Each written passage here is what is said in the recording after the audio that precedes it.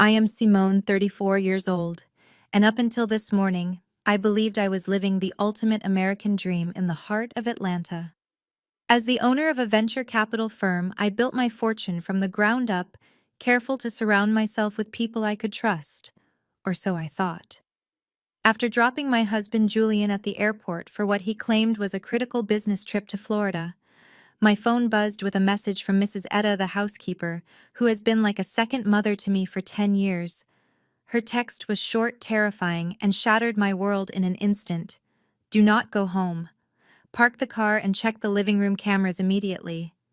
I pulled my Porsche over to the shoulder of the highway, my hands trembling as I opened the security app. I expected to see a burglar or a fire. Instead, I stood frozen as I watched the live feed. There was Julian, the man I had just kissed goodbye, walking into our master suite. He was not alone. He was popping a bottle of my $2,000 vintage wine and handing a glass to a woman I considered my little sister. As I watched them toast to my stupidity, I realized they were not just having an affair. They were drilling into my wall safe. Before I reveal exactly what I saw inside that safe and how I used their own greed to destroy them, please let me know where you are watching from in the comments below. Hit like and subscribe if you have ever had to smile while plotting the destruction of those who betrayed you. The betrayal did not start with that text message. It started hours earlier, in the hermetically sealed quiet of my car. I was driving Julian to Hartsfield-Jackson International Airport, navigating the notoriously brutal Atlanta traffic, while he checked his watch with a performance of anxious energy. He told me the investors in Miami were impatient, and that this deal could finally launch his sports consultancy firm into the stratosphere. I remember glancing over at him, admiring the way his tailored suit fit his broad shoulders, a remnant of his days as a college football star. I reached across the center console and squeezed his hand, reassuring him that he was going to crush the presentation. I was the supportive wife, the financial backbone of our marriage, and I had spent the entire previous night making sure he was perfect. I had packed his Louis Vuitton weekender bag myself, carefully folding his silk ties and ensuring his blood pressure medication was in the side pocket. I even slipped a surprise $500 gift card into his wallet so he could treat himself to a nice dinner after the meeting. I was so busy being the perfect partner that I missed the signs. When we pulled up to the departure terminal, Julian turned to me with a look of pure devotion. He leaned in his cologne, filling the car, and kissed me deeply. It was the kind of kiss that felt like a promise, a seal of loyalty that I foolishly believed in. "I love you, Simone," he whispered against my lips, his eyes crinkling in that charming way that had won me over 5 years ago. "I will call you the second I land in Miami." I watched him step out of the car, grab his bag, and stride confidently toward the automatic doors. I sat there for a moment watching his retreating figure, feeling a swell of pride for my ambitious husband. I drove away with a smile, already planning a celebratory dinner for his return. I had absolutely no idea that the moment he walked through those airport doors, he did not head to a security checkpoint.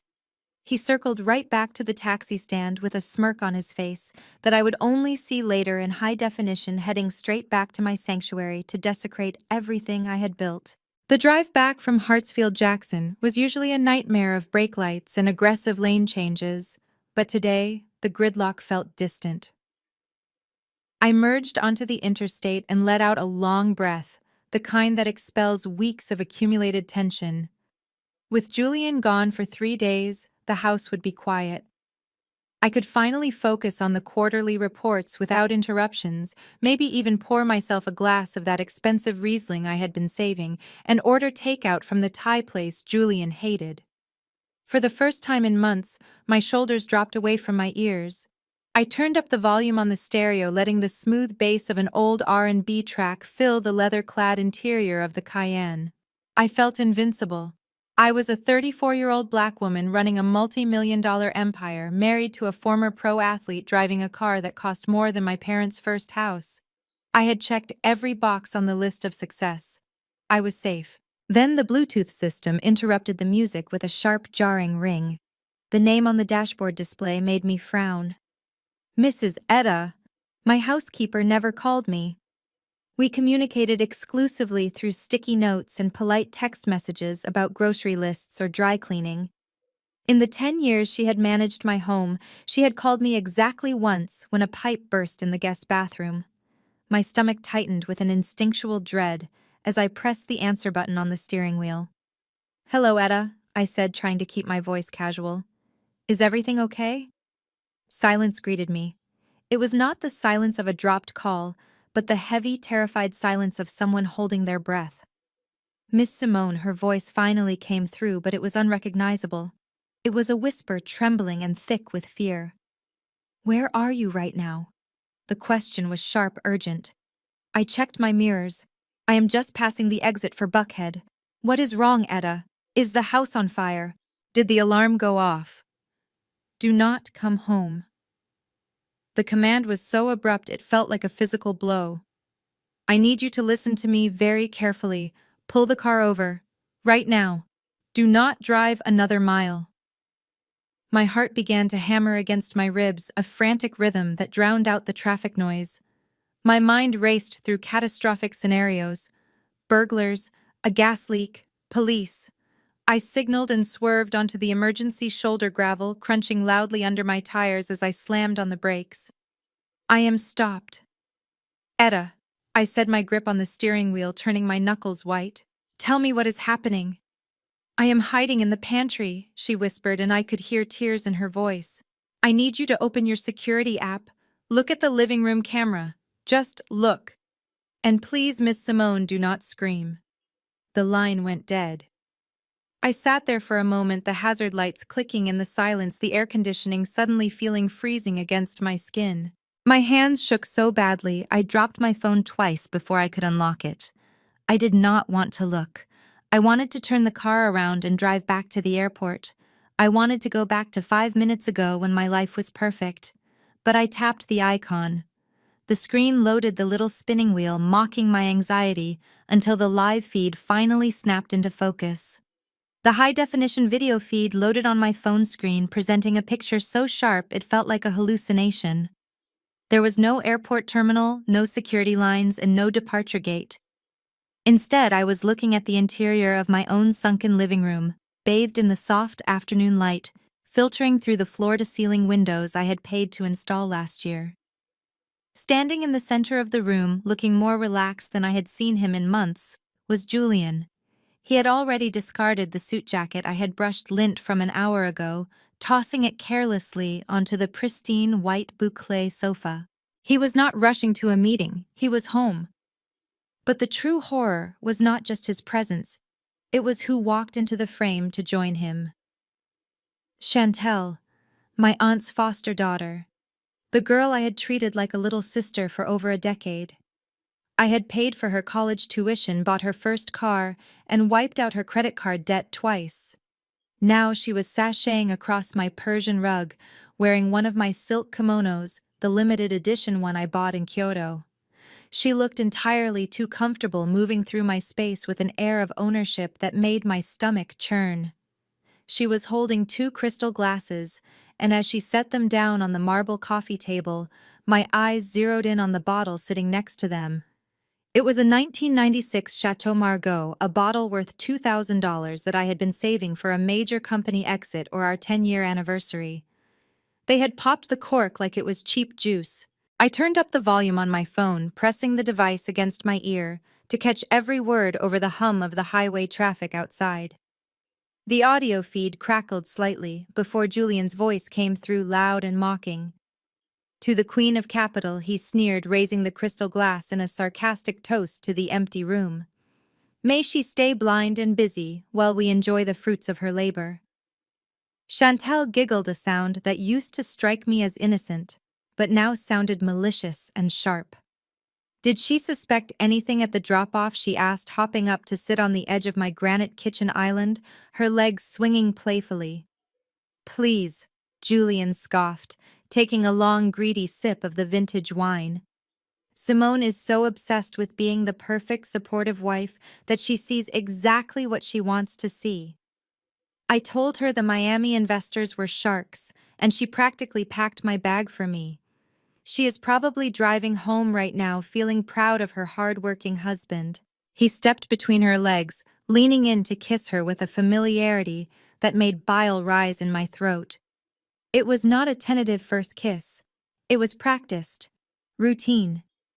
They were not just stealing my wine, they were laughing at my trust, dissecting my naivety, while standing in the sanctuary I built for us. I watched in frozen silence as they clinked glasses again, celebrating my deception. I wanted to scream, to drive back and burn the house down, but I forced myself to keep watching. I needed to see everything. Just when I thought my heart could not break any further, the heavy oak front door swung open without a knock. Into the frame walked Tiffany, my brother-in-law Trey's wife. If Chantel was the distraction, Tiffany was the demolition crew. She breezed into my sanctuary wearing a pair of sharp, mud-flecked stilettos, and my breath hitched as she stepped directly onto the antique Persian silk rug I had imported from Isfahan. We had a strict no-shoes policy in my house, a rule Tiffany had followed for 5 years with a tight, condescending smile. But today, with me supposedly hundreds of miles away, she ground her heels into the delicate fibers with a deliberate, casual disrespect that made my blood boil hotter than the affair itself. She did not look at Julian or Chantel with surprise. She looked at them with impatience. She bypassed the pleasantries entirely. "Cut the party short, you two," she snapped, her voice tinny but clear through the audio feed. "We are on a clock. Julian, tell me you found the wall safe behind the abstract painting. We need that ledger before she gets back." My grip on the phone tightened so hard I thought the screen might crack. Ledger. The word echoed in the silent car. They were not just looking for cash or jewelry. They were hunting for the blue leather-bound book where I kept the offline access codes to my offshore accounts and the master keys to my blind trusts. This was not a crime of passion. It was a corporate raid disguised as a family gathering. Tiffany walked over to the mantel, picking up a framed photo of me receiving my Businesswoman of the Year award. She looked at it with a sneer that twisted her pale features into something ugly. "God, she is so smug," Tiffany muttered, tossing the frame face down onto the hard stone of the fireplace. "She thinks she is untouchable because she writes the checks. Once we have those codes, we will see how high and mighty she acts when she is bankrupt." She turned back to Julian, her hands on her hips. "Stop drinking the profits and start drilling. If we do not transfer those assets by Monday, my debt collectors are going to start breaking legs, and I am not losing my knees for your incompetence." The puzzle pieces slammed together in my mind. Tiffany's sudden interest in my business trips, Julian's questions about my password security updates last week, Chantel's conveniently timed visits. They were all in on it. I sat back against the headrest, the initial shock dissolving into a cold, hard clarity. They thought they were robbing a helpless wife. They had no idea they were declaring war on a woman who negotiates hostile takeovers for a living. I watched Tiffany kick a cushion off my sofa, and for the first time in an hour, I stopped trembling. I reached for my other phone, the encrypted work line. It was time to stop being the victim and start being the CEO. The audio quality on the surveillance feed was crystal clear, capturing every syllable of the conspiracy being hatched in my living room. Tiffany stopped pacing and leaned over the coffee table, her face twisted with a venomous expression that she usually hid behind polite smiles at family gatherings. She looked directly at Julian, who was pouring himself another glass of my wine, and delivered a line that froze the blood in my veins. "Does that black bitch really think she is smarter than us, just because she has an MBA and a corner office?" The slur hung in the air, ugly and raw. For 5 years, Tiffany had played the role of the sweet, well-meaning sister-in-law who just wanted to learn about our culture. Now the mask was off. She did not just hate me because I was rich. She hated me because I was a black woman who had achieved the success she felt entitled to by birthright. Julian did not defend me. He did not even flinch. Instead, he laughed, a weak, pathetic sound that signaled his complete submission to her cruelty. "She got lucky with a few tech startups," Julian mumbled, swirling the dark red liquid in his glass. She thinks she is a genius, but she is just an ATM with an attitude.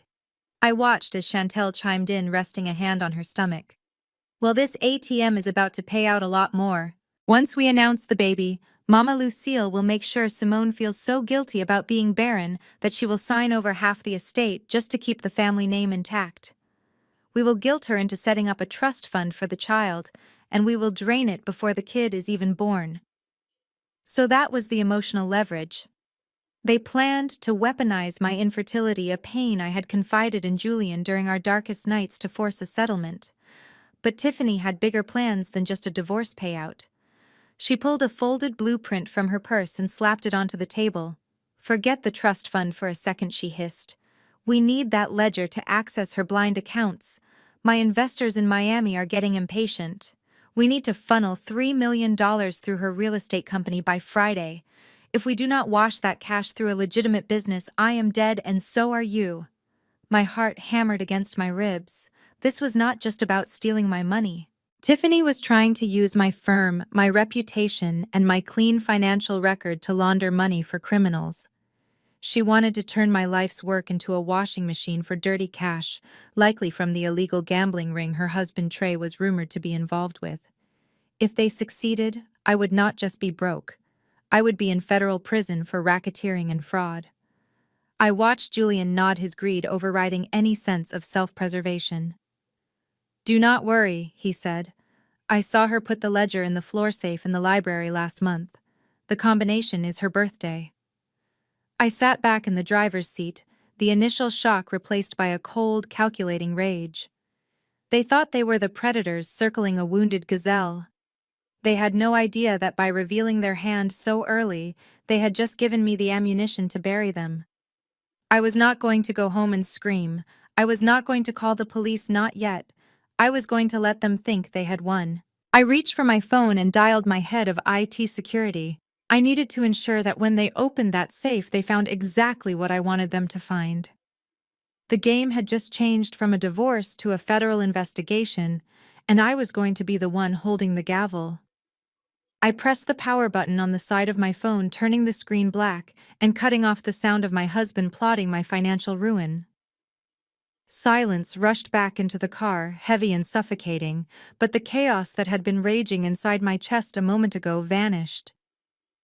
It was replaced by a singular cold focus. A younger, weaker version of me might have burst into tears. She might have slammed her foot on the gas pedal, sped home, and screamed at them until her throat bled. But I was not that woman anymore. I was a CEO who managed high-stakes mergers and hostile takeovers for breakfast. Crying would ruin my makeup and screaming would tip my hand. Tiffany wanted a war. She wanted to play dirty. What she failed to realize was that she had just brought a knife to a drone strike. I took a deep breath, inhaling the scent of leather and expensive perfume, centering myself. The hurt was there, buried deep under layers of adrenaline, but I shoved it into a mental box and locked it tight. Right now, Julian was not my husband, and Chantel was not my sister. They were hostile entities attempting a corporate takeover, and I knew exactly how to dismantle hostile entities. I picked up my encrypted work phone, the one Julian did not know existed, and dialed the number that struck fear into the hearts of boardrooms across Atlanta. "Evelyn Vance, my shark of a lawyer." She answered on the second ring. "Simone, it is Sunday. This better be good. It is better than good, Evelyn," I said, my voice steady and completely devoid of emotion. "It is a RICO case wrapped in a divorce settlement. I need you to open a new file, code name Black Widow." I gave her the bullet points in rapid-fire succession. Money laundering, fraud, conspiracy, attempted grand larceny. I could hear the sound of her mechanical keyboard clacking furiously on the other end. "Do not file anything yet," I instructed. "I need 48 hours to gather the evidence that will put them away for 20 years. Next was David, my head of cybersecurity. He usually handled corporate espionage, but today, domestic terrorism seemed to fall under his purview. "David Weiss, need full surveillance on my residence, audio, video, and digital keystroke logging. Do not, I repeat, Do not lock them out of the system. I want you to create a sandbox environment. Let them think they have bypassed the firewall.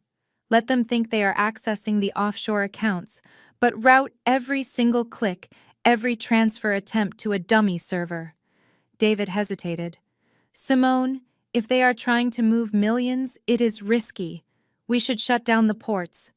No, I commanded, my voice cutting through the air like a lash. If we stop them now, it is just attempted theft. I need them to execute the transaction. I need the digital fingerprint of a federal crime. Give them enough rope to hang themselves, David. Record every second. I want to see their faces when they think they have successfully stolen my empire. I hung up the phone and checked my reflection in the rearview mirror. My lipstick was perfect. My eyes were dry. I put the Porsche back into drive and merged onto the highway, but I did not head home. If they wanted to play house in my mansion, I would let them. I had a hotel to check into, and a master plan to finalize. The mourning period for my marriage was cancelled. The demolition phase had just begun. I spent 48 hours in a hotel room across town, monitoring their every move, watching them treat my home like a frat house, while I gathered the digital evidence that would eventually hang them. But the observation phase was over. It was time for the performance of a lifetime. I pulled into the driveway just as the sun was setting, casting long, dramatic shadows over the manicured lawn that Julian never lifted a finger to maintain. I did not sneak in. I did not creep through the back door like a thief in the night. I walked through the front entrance with the audible click of my heels on the marble foyer, announcing my arrival like a gavel striking a judge's bench. The smell hit me first. It was the rich, savory aroma of Creole spices. Mrs. Etta's signature seafood gumbo. They had forced my poor housekeeper to cook a romantic dinner for them like they were the lords of the manor. I walked into the formal dining room and found them seated at the head of the table. The intimacy of the scene was nauseating. Candlelight flickered between them, casting a soft glow on the crystal stemware. Chantel was laughing at something Julian said, her hand resting casually on his forearm. It was a domestic tableau that belonged to a happy couple, stolen and repurposed by two parasites. The moment I stepped into the archway, the laughter died instantly. It was as if I had sucked the oxygen out of the room. Julian dropped his fork. It clattered against the fine china with a sound that echoed like a gunshot in the sudden silence. His face went from flushed and happy to an ashen gray in less than a second. Chantel snatched her hand back as if she had been burned, nearly knocking over her water glass in her haste to create distance between them. I stood there smiling, the bright, dazzling smile of a woman who had just closed a $1 million deal, not a woman who was about to orchestrate a systematic execution. Surprise, I chimed, dropping my briefcase on the sideboard with a heavy, deliberate thud. The conference ended early. The partners were so impressed with my proposal that we wrapped up 2 days ahead of schedule. I walked over to Julian, who was still frozen in his chair, his mouth slightly agape. I leaned down and kissed him on the cheek, lingering just long enough to smell the fear radiating off him. He smelled like sweat and desperation. I missed you so much, baby. How was Florida? Did you crush that presentation? Julian scrambled to stand up, wiping his mouth with a napkin, his eyes darting around the room as if looking for a hidden exit. Florida, he stammered, his voice cracking like a teenager's. Right. Florida. It was intense. The investors were tough, Simone. Really tough. But I think I got through to them. I just got back a few hours ago myself. I was so exhausted I just collapsed. I looked him dead in the eye. I knew he had not left the zip code. I knew his passport was in the safe I had emptied days ago. I knew he had spent the last 2 days drilling into my wall, not pitching to investors. Oh, you poor thing. I cooed, smoothing the lapel of his shirt with a loving touch that made him flinch. You must be drained. It is a good thing Chantel is here to keep you company. I turned my gaze to her. She looked like a deer caught in high beams, terrified and small. I kept my smile plastered on sharp enough to cut glass. Eat up, everyone. We have a lot to celebrate tonight. I took a slow, deliberate spoonful of the spicy seafood gumbo, allowing the silence to stretch until it became uncomfortable. Julian was watching me with the intensity of a man on trial waiting for the verdict. He had barely touched his food. Every time I reached for my water glass or shifted in my chair, he flinched, expecting an accusation. It was pathetic, really. This was the man I had relied on, the man I thought was my partner, and he was crumbling under the weight of his own guilt before I had even played my first card. I decided it was time to give him a little room to breathe just so I could tighten the noose later. I set my spoon down and sighed loudly, picking up my phone and frowning at the screen with feigned annoyance. "Remind me to fire the security company first thing Monday morning," I said casually, tossing the phone onto the table face up. Julian stiffened his eyes, darting to the device. "Why, what is wrong with them?" he asked, his voice tight. I shook my head in frustration. Apparently, the main server went down about an hour after I left for the airport.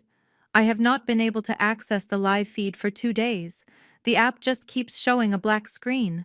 I am paying them thousands a month for peace of mind, and the one time I go away, the entire system crashes. It is completely unacceptable. The transformation in Julian was instant and visceral. It was as if I had physically removed a 100-pound weight from his shoulders. He exhaled a long, shaky breath, and the color rushed back into his cheeks. He exchanged a quick, covert glance with Chantel, who immediately relaxed her grip on the tablecloth. "Oh, wow. That is terrible, babe," he said, and this time his voice sounded almost normal. "But hey, at least nothing happened, right? The house is still standing. Maybe it was just a glitch. I can take a look at the wiring in the study later if you want, just to see if I can reset it for you." I had to bite the inside of my cheek to keep from laughing. Of course he wanted to look at the wiring. He wanted to make sure the blackout was permanent so he and Tiffany could finish drilling into my safe without paranoia. He thought he had gotten away with it. He thought the universe had conspired to protect his treachery. He had absolutely no idea that the system crash was manual. I had instructed David to kill the main feeds the moment I saw Tiffany enter the house. What Julian did not know was that while the obvious blinking cameras in the corners of the room were dead, the new system was very much alive. 2 weeks ago, I had David install military-grade pinhole cameras inside the eyes of the antique African masks hanging in the hallway, and within the smoke detectors in every single room, including the bathrooms. They were undetectable recording in 4K resolution with sensitive microphones that could pick up a whisper from across the room. I was not blind. I was seeing everything from angles he did not even know existed. "That is sweet of you, honey," I said, reaching across the table to pat his hand. "But do not worry about it. I will handle it next week. Let us just enjoy our dinner." I watched him take a large, enthusiastic bite of his gumbo, his appetite suddenly restored by his false sense of security. He thought the house was blind. He had no idea that the walls were watching him breathe, and I was recording every single lie that fell out of his mouth. Sunday arrived with the deceptive promise of sunshine and hickory smoke. I was hosting the family barbecue, a tradition I had bankrolled for 5 years, covering everything from the Wagyu beef burgers to the open bar. From the outside, it looked like a scene from a magazine, with Julian manning the grill and laughing with his cousins playing the role of the devoted patriarch. But inside my chest, a cold war was raging. I stood by the patio doors watching them congregate like vultures in linen shirts, waiting for the inevitable strike. It did not take long. Tiffany arrived late, carrying a large plastic bowl covered in aluminum foil, as if she were bearing a holy offering. She marched straight past the catering staff I had hired and set the bowl down in the center of the buffet table, right next to Mrs. Etta's legendary collard greens. I watched her unwrap it with a flourish. It was potato salad, or at least a tragic interpretation of it. The mixture was pale and watery, but the real offense was the dark, shriveled specks dotted throughout the mound. Raisins. She had put raisins in the potato salad. In the world of soul food, this was not just a culinary mistake, it was an act of cultural vandalism. Tiffany looked up, caught my eye, and smiled that tight, weaponized smile. "Simone, you have to try this," she announced, her voice pitching up loud enough to attract the attention of the entire patio. It is my grandmother's secret recipe. I made it especially for you because I know how much you appreciate authentic home cooking. She scooped a heavy dollop onto a paper plate and thrust it toward me. The smell of sweet mayonnaise and fruit wafted up, turning my stomach. No thank you, Tiffany, I said, keeping my tone polite but firm. I am saving my appetite for the ribs. I stepped back, but she stepped forward, invading my personal space. Come on, Simone, just one bite, she pressed, her eyes widening with feigned innocence. Unless you do not trust my cooking. Is that it? Do you think it is not good enough for your refined palate? I looked at the raisins, then at her. It is not about trust, Tiffany. I just do not eat raisins in my potato salad. It is a texture thing. I tried to walk away, but she dropped the plate. It hit the pavers with a wet splat, and instantly she dissolved into tears. Her hands flew to her face and her shoulders shook with exaggerated sobs. I knew it, she wailed, drawing every eye in the yard. You hate it because I made it. You have never accepted me. You make me feel so unwelcome in this family, Simone. Why are you so mean to me? Before I could even open my mouth to defend myself, Mama Lucille was there. She moved with surprising speed for a woman who claimed to need a cane, placing a protective arm around Tiffany's heaving shoulders. She turned her glare on me, her eyes filled with a contempt that had been simmering for years. Look what you did, Lucille spat, pointing a manicured finger at my chest. You upset her on purpose. You think just because you have that fancy office and these big gates that you are better than us. You are so high and mighty now that you cannot even eat a simple meal prepared with love. You have forgotten where you come from, Simone. You are a snob, and you are tearing this family apart. I stood there, surrounded by the silence of the guests, watching Julian pretend to be busy with the grill so he would not have to defend me. They wanted me to explode. They wanted the angry black woman to come out so they could justify their betrayal. Tiffany peeked through her fingers to see if I had cracked. I did not give them the satisfaction. I looked at the ruined salad on the ground, then at my mother-in-law. I have not forgotten anything, Lucille, I said calmly. I remember everything. I turned and walked back into the house, leaving them to comfort the arsonist while I checked the recording devices. They had just given me another layer of proof for the harassment suit. I retreated to the sanctuary of the air-conditioned living room, hoping for a moment of silence, but peace was a currency my in-laws refused to let me hoard. Barely 5 minutes had passed before Mama Lucille followed me inside, the heavy thud of her orthopedic cane against the hardwood floor, announcing her arrival like a war drum. She did not come alone. Tiffany trailed behind her, wiping dry tear tracks from her face, acting the part of the wounded dove seeking protection. Lucille blocked my path to the kitchen, her eyes narrowing as she looked me up and down, taking in my tailored linen trousers and silk blouse with open disdain.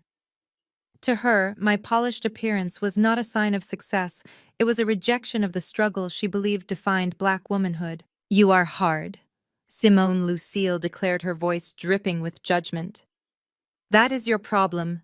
You are cold and sharp like a piece of glass. Look at Tiffany. She is soft. She knows how to bend. She knows how to make a man feel like a man. You could learn a lot from her if you stopped looking down your nose at everyone. I stifled the urge to laugh. Learn from her. Learn how to ruin a potato salad, or how to manipulate a family into feeling sorry for you. But I kept my face impassive, knowing that any reaction would be used as ammunition. I am running a corporation, Lucille, I said, keeping my voice even. Softness does not close deals.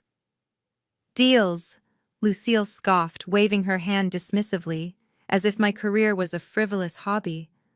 That is all you care about. Deals and dollars. But what are you doing for this family? You have all this money sitting in the bank, gathering dust, while your brother and sister are struggling to build their dreams. Julian tells me you just closed another round of funding. Millions, he said. And yet here is Tiffany with a brilliant business idea, and you will not even hear her out.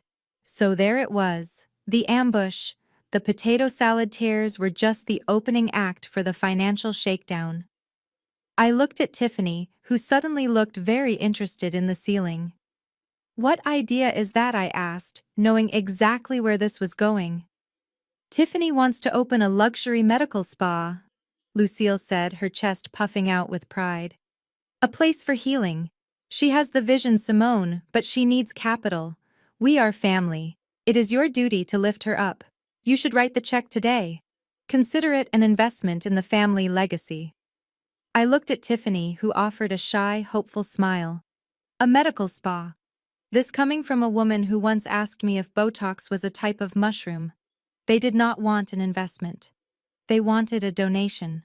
A massive, non-refundable transfer of wealth to fund a lifestyle Tiffany felt entitled to, simply by proximity. And the worst part was the way Lucille framed it. Not as a request, but as an obligation. As if my hard-earned money was communal property to be distributed to the least competent members of the tribe. "It is $100,000 to start?" Tiffany piped up, her voice small and wavering. Julian said, "That is basically pocket change for you." I felt a cold fury rise in my chest. Julian. My husband was discussing my liquidity with them, promising away my assets to buy their affection. Lucille stepped closer, tapping her cane on the floor for emphasis. "Do the right thing, Simone. Be a woman for once instead of a banker. Help your sister. Show Julian you can be generous. Maybe if you spent less time hoarding money and more time nurturing your family, God would bless you with a child of your own." The cruelty of her words hung in the air, breathless and toxic. She had weaponized my infertility to shame me into funding a scam. I looked at the two of them, the matriarch and the parasite, standing there with their hands out, expecting me to break, expecting me to pay for their approval.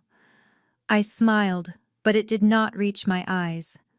"Send me the business plan," I said coldly. "I will have my team review it."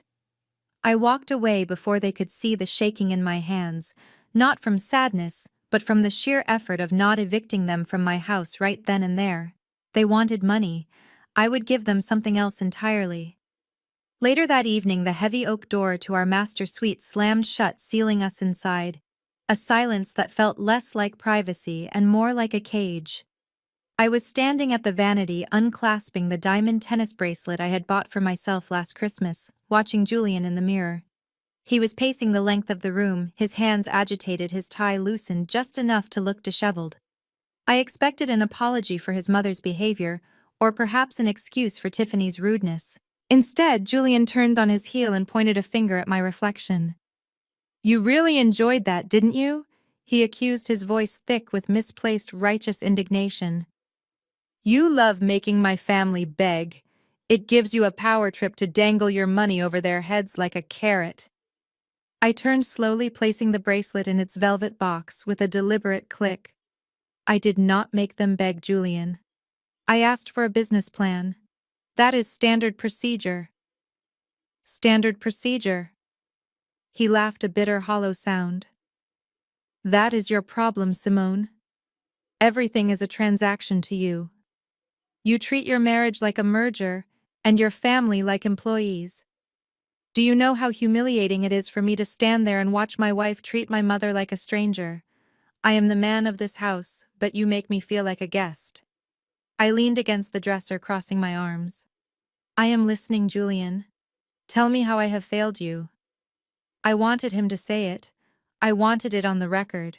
He took a step closer, invading my personal space, trying to use his physical size to intimidate me. "It is not just about the money, Simone. It is about us. When was the last time you looked at me the way you look at your quarterly earnings report? When was the last time you touched me without checking your schedule first? I am starving for affection, and you are freezing me out. You are so cold, so distant. It is like sleeping next to an iceberg." I watched his performance with a detached fascination. This was textbook gaslighting. He was rewriting history, painting himself as the neglected victim to justify his infidelity. He was sleeping with my foster sister, not because he was a cheater, but because I had forced him to seek warmth elsewhere. "That is why I spend time with Chantel," he said, dropping the name like a grenade. She listens to me, Simone. She does not judge me. She does not ask me about my ROI or my 5-year plan. She just asks how my day was. She makes me feel like a human being, like a man. Is it a crime for me to want to be around someone who actually likes me? My heart hammered against my ribs, but my face remained a mask of calm. He was admitting to the emotional affair, using it as a weapon to bludgeon me into submission. He wanted me to feel jealous, insecure, and desperate enough to buy his love back. He wanted me to apologize for working hard enough to pay for the roof over his head. I am sorry you feel that way, Julian, I said, my voice steady. I had no idea you were so unhappy. He softened instantly, thinking his manipulation had worked. He reached out, stroking my arm with the same hand that had held Chantel's waist hours ago. I just want us to be a team again, babe. Fix this. Help Tiffany. Show my mom you care. Prove to me that I still matter more to you than your bank account. He kissed my forehead, a gesture that made my skin crawl, and walked into the bathroom, leaving me alone in the bedroom. I waited until the water started running before I glanced up at the smoke detector, offering a small, cold smile to the lens hidden inside. He wanted proof of my commitment. I was compiling proof of his destruction. Tuesday morning was supposed to be the pinnacle of my fiscal quarter. I was sitting in the glass-walled conference room on the 45th floor, finalizing a $10 million seed round with a delegation of conservative Japanese investors. The air in the room was calibrated to a perfect stillness, broken only by the respectful rustle of contract pages and the hum of the city far below. I was in my element, commanding the room with a laser pointer and a projection of exponential growth charts. Then the chaos arrived. It did not start with a knock, but with a commotion in the outer lobby that grew loud enough to penetrate the soundproof glass. I paused mid-sentence, my laser pointer wavering slightly against the screen as the heavy double doors flew open. Julian burst into the room, his face flushed and his chest heaving. He was not wearing a suit. He was wearing a tracksuit, looking frantic and unprofessional, a stark contrast to the tailored precision of the men sitting around the table. Two of my security guards were right behind him, grabbing at his arms, but he shook them off with the brute strength of a former linebacker. I stood up slowly, my heart dropping into my stomach as the investors exchanged alarmed glances. "Julian," I said, my voice low and dangerous, "I am in a meeting. Get out." He ignored me. He ignored the clients. He marched straight to the head of the table, slamming his hands down on the polished mahogany surface. "You blocked my access!" he shouted, his voice cracking with manufactured outrage. "I went to the bank this morning to withdraw funds for the charity initiative, and they told me my signature is no longer valid on the trust. How dare you, Simone? How dare you lock me out of my own family's money while you sit here playing tycoon?" The room went dead silent. This was a calculated strike. By framing the withdrawal as a charity initiative, he made me look like a monster who was hoarding wealth from orphans. He was trying to shame me into compliance, betting that I would sign an authorization slip just to make him leave and save face. He wanted the access codes to the trust fund, the only liquidity I had left that he could not touch without my permission. I looked at the stunned investors, then at my husband. I did not yell. I did not debate him. I simply pressed the intercom button on the table. "Security to the conference room immediately. Escort Mr. Brooks out of the building, and revoke his clearance badge." Julian's eyes bulged. "You cannot do that. I am your husband. You are financially abusing me, Simone. You are trying to control me with money because you cannot control me with love." He was screaming now, spitting the words as the guards finally secured a grip on him and began dragging him backward. He kicked over a potted plant on his way out, the ceramic pot shattering loudly against the floor, a physical manifestation of the damage he was doing to my professional reputation. As the doors closed, cutting off his shouts, I was left standing in the wreckage of my perfect meeting. I turned back to the investors, smoothing my skirt with a hand that I forced to remain steady. "I apologize for the disturbance, gentlemen. It seems my husband is under a great deal of stress. Shall we continue with page 14? I resumed the presentation, but I saw the look in their eyes. The respect was fractured. Julian had not just embarrassed me, he had cost me capital. As I pointed to the revenue chart, I made a mental note to add the cost of this lost deal to the debt he would be paying off for the rest of his miserable life. The gloves were officially off. Wednesday was supposed to be the day I regained my footing. I had arranged a power lunch at Le Bilboquet with Marcus Thorne, the CEO of a tech unicorn I had been courting for 6 months. Securing his portfolio would not only silence the whispers about my husband's outburst, but would also cement my firm's dominance for the next fiscal year. The lunch was flawless. We laughed over lobster salad, exchanged war stories about the market, and by the time the espresso arrived, Marcus was nodding in that specific way that meant he was ready to sign. I signaled the waiter for the check, feeling the familiar rush of a closed deal. I slid my black Centurion card into the leather folder, with a casual confidence already calculating the commission in my head. 5 minutes later, the waiter returned. He did not make eye contact. He leaned down. His voice dropped to a discreet murmur that somehow sounded like a shout in the quiet restaurant. "I am terribly sorry, madame, but the card was declined." I frowned, assuming it was a chip error. "Try it again," I said, handing him my Platinum Reserve card instead. "The machine is probably just glitching." He walked away, but the tension at the table spiked. Marcus took a sip of water, his eyes shifting away from me. The waiter returned even faster this time, looking mortified. "Declined again, madam. The system says reported for suspicious activity. All cards associated with this social security number have been frozen." My blood ran cold. My credit score was perfect. I had millions in liquidity. This was not a banking error. This was Tiffany. She was a senior relationship manager at Sovereign Bank, the institution that held my personal accounts. She had access to the fraud alert system. She had flagged my spending as suspicious, freezing my assets remotely just to humiliate me in front of a client. I looked at Marcus, who was already reaching for his wallet, with a pitying smile. "Do not worry about it, Simone," he said, his tone dripping with condescension. "It happens. Let me get this." I felt the heat rise up my neck. If I let him pay, I lost the power dynamic. I lost the deal. "No," I said, my voice sharp. "Put your wallet away, Marcus." I pulled out my phone and called my assistant Chloe, who was holding down the fort at the office 3 blocks away. "Chloe, bring the emergency petty cash envelope to Le Bilboquet. Run!" 10 agonizing minutes passed. Marcus checked his watch twice.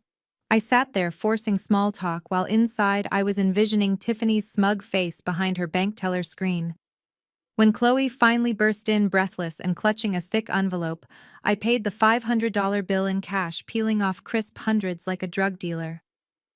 I smoothed things over with Marcus, spinning a story about an identity theft breach I was resolving, but the damage was done. He signed the deal, but he looked at me differently. He saw chaos. As I walked out of the restaurant, I did not call the bank to complain. I called my lawyer. Tiffany had just violated the Federal Banking Privacy Act. She thought she was playing a prank. She had just handed me a felony charge to hang around her neck. The tension from the restaurant incident hung over the dining room table like a toxic fog, but Thursday night dinner was mandatory in the Brooks household. I sat at the head of the table picking at my roasted chicken while Julian poured wine for everyone except Chantel. I watched her closely. She had been pale all evening, pushing her food around her plate with a lethargy that was out of character for a girl who usually ate, as if she were afraid the food would vanish. Suddenly, she dropped her fork. It clattered loudly against the china, and she clamped a hand over her mouth. Her eyes went wide, filled with a watery panic, and she shoved her chair back, sprinting toward the powder room. The sound of her retching echoed down the hallway, loud and unmistakable. Tiffany gasped, clasping her hands together in a theatrical display of shock. "Oh my God," she squealed, looking at Julian with wide, knowing eyes. "Is it true? Is she really?" Julian did not answer immediately. He sat back in his chair, a slow, arrogant grin spreading across his face. He looked like a king who had just conquered a new territory. When Chantel finally emerged from the bathroom, wiping her mouth with a paper towel, the room went silent. She looked at Julian, then at Mama Lucille, and finally let her gaze flicker nervously to me. "I am pregnant," she whispered, her voice trembling with a mix of fear and excitement. The explosion of joy was instantaneous and deafening. Mama Lucille threw her hands in the air, shouting praises to Jesus, as if she had just witnessed a resurrection. She struggled out of her chair, moving faster than I had ever seen her move, and pulled Chantel into a suffocating embrace. Tiffany was jumping up and down, clapping her hands like a seal. Finally, she shouted, "A baby! We are going to have a baby in the house!" In the middle of the chaos, Julian remained seated. He turned his head slowly and locked eyes with me. It was not a look of apology, it was a look of triumph. It was a stare that said, "Look at what she can do that you never could." He was throwing his fertility in my face, daring me to react, daring me to break down and cry over the one thing my money could not buy. Mama Lucille pulled back from Chantel, her face wet with tears of joy. She cupped the girl's face in her hands, ignoring the fact that Chantel was effectively her foster daughter, sleeping with her son. "This is it," Lucille declared, her voice booming with authority. "The Lord has answered my prayers. This is the heir. This is the grandson who will carry on the Brooks name." She turned to look at me, her eyes hardening into stones. "Finally, we have a real woman in this family who understands her duty. Simone, you should be happy. Since you could not give Julian a legacy, at least you can help pay for this one." I felt a sharp physical pain in my chest, the ghost of my own miscarriages rising up to choke me. But I swallowed it down. I looked at Julian's smug face, at Lucille's cruel delight, and at Chantel's terrified hand resting on her flat stomach. They thought this baby was their golden ticket. They thought this child secured their future and cemented my defeat. I took a sip of water to clear the dryness in my throat. "Congratulations," I said, my voice as dry as parchment. "A baby is always a blessing." I did not tell them that a blessing built on a foundation of lies is usually a curse in disguise. I did not tell them that I had already engaged a private investigator to look into Chantel's timeline. Let them celebrate. The higher they climbed on this mountain of delusion, the further they would fall. The applause died down, but the air in the dining room remained thick with a nauseating mixture of triumph and cruelty. Mama Lucille sat back in her chair, folding her hands over her chest, like a judge delivering a sentence. She looked around the expansive dining room, taking in the crystal chandelier and the silk drapes that I had paid for with my bonus checks. Her eyes finally landed on me, and I knew the hammer was about to drop. "This apartment Chantel is renting is no place for a Brooks baby," she announced, her voice cutting through the silence. "It is drafty and small, and the neighborhood is questionable. No, my grandson will not be raised in squalor while his father lives in a palace." She turned her gaze to me, and the temperature in the room seemed to drop 10 degrees. "Simone, you have 5 empty bedrooms upstairs doing absolutely nothing. It is a waste of space and a sin against family values. Chantel is moving in. Tonight." I started to open my mouth to protest, to point out the insanity of living with the woman carrying my husband's child, but Lucille raised her hand, silencing me instantly. "Do not be selfish, Simone. God did not bless your womb, but He blessed your bank account. It is your clear duty to provide the nest, since you could not provide the bird." The cruelty of her metaphor hung in the air. She was reducing my worth to a biological function and declaring me obsolete. "You cannot give Julian a son," she continued, her voice dripping with false piety. "So the very least you can do is give his son a roof. You have a responsibility to this bloodline, Simone, even if you did not contribute to it.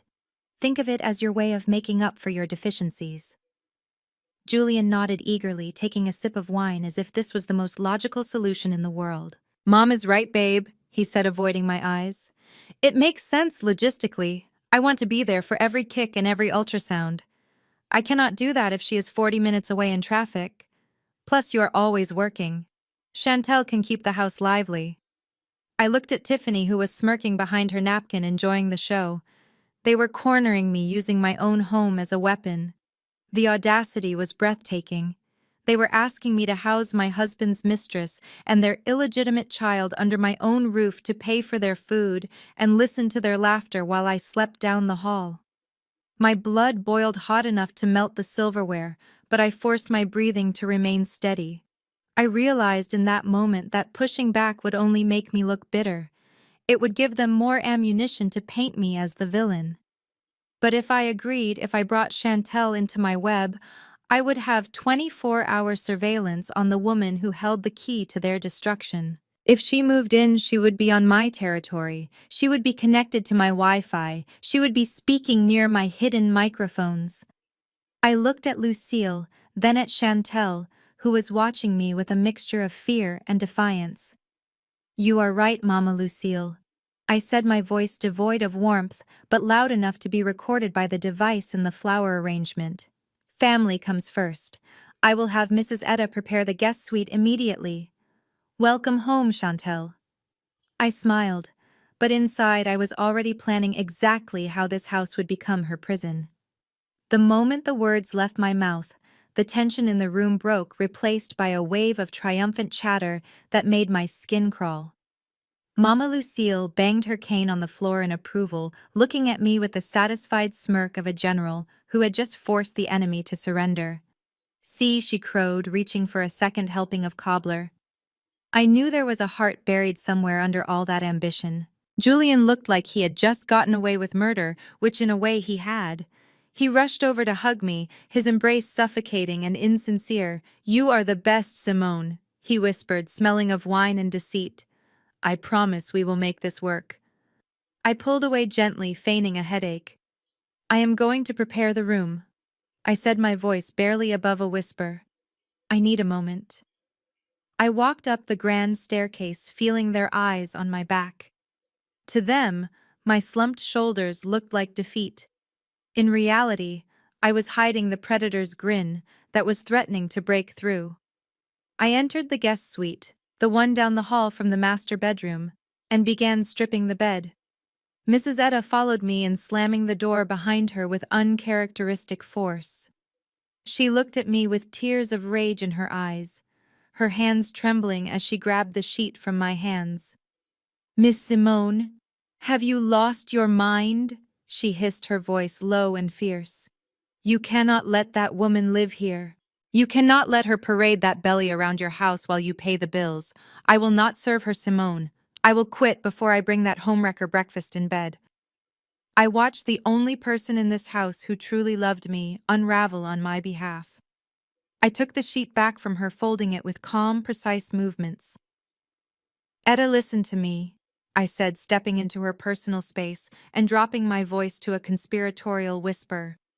"I am not surrendering. I am hunting. If she is in an apartment across town, I have to guess what they are plotting. If she is here, sleeping in this bed, using this Wi-Fi, eating at my table, I will know everything." I pointed to the smoke detector above the bed, then to the innocuous-looking alarm clock on the nightstand. "There are eyes and ears in every corner of this room, Etta. I want to hear her snore. I want to hear every phone call she makes to Tiffany. Keep your enemies close, Etta. Right under your roof where you can watch them hang themselves." Mrs. Etta's expression shifted from anger to understanding, and finally to a grim satisfaction. She straightened her apron and nodded once, a silent pact sealed between us. Just then the doorbell rang. Julian had wasted no time. I went downstairs to greet my new house guest. Chantel stood in the foyer with 2 suitcases, looking around the high ceilings with greedy eyes. "Welcome home," I said, opening my arms wide. "I hope you are comfortable." I watched her walk up the stairs, unaware that she was not checking into a luxury hotel. She was checking into a surveillance state, and I was the warden. Living with Chantel was like hosting a parasite that had developed a sudden and expensive taste for Egyptian cotton sheets and organic pressed juice. She did not just move into the guest suite. She sprawled across the entire household with the entitlement of a queen in exile. Within 48 hours, the serene atmosphere of my home had been replaced by the chaotic energy of a frat house. She left wet towels on the mahogany furniture. She ordered pay-per-view movies on my account without asking. She treated Mrs. Etta not like the dignified household manager she was, but like a personal maid born to serve her whims. The breaking point for my patience came on Wednesday morning. I was in the kitchen reviewing a contract on my tablet when Chantel waddled in wearing one of my cashmere robes. She sat at the counter and pushed her half-finished smoothie away with a grimace.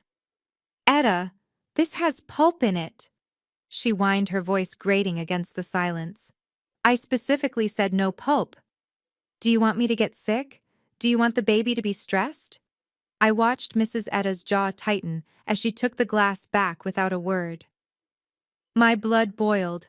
I wanted to drag Chantel out by her hair and throw her onto the street. But I forced myself to remain still. I took a sip of my black coffee and smiled. "She is just trying to help Chantel," I said, keeping my eyes on the screen. "Hormones make us sensitive to textures, right? I will make sure she strains it next time." Chantel smirked, satisfied that the lady of the house had bowed to her. She did not know that her rudeness was just adding fuel to the fire that would eventually consume her. I waited until that afternoon when Julian took her out for a prenatal massage that I had paid for.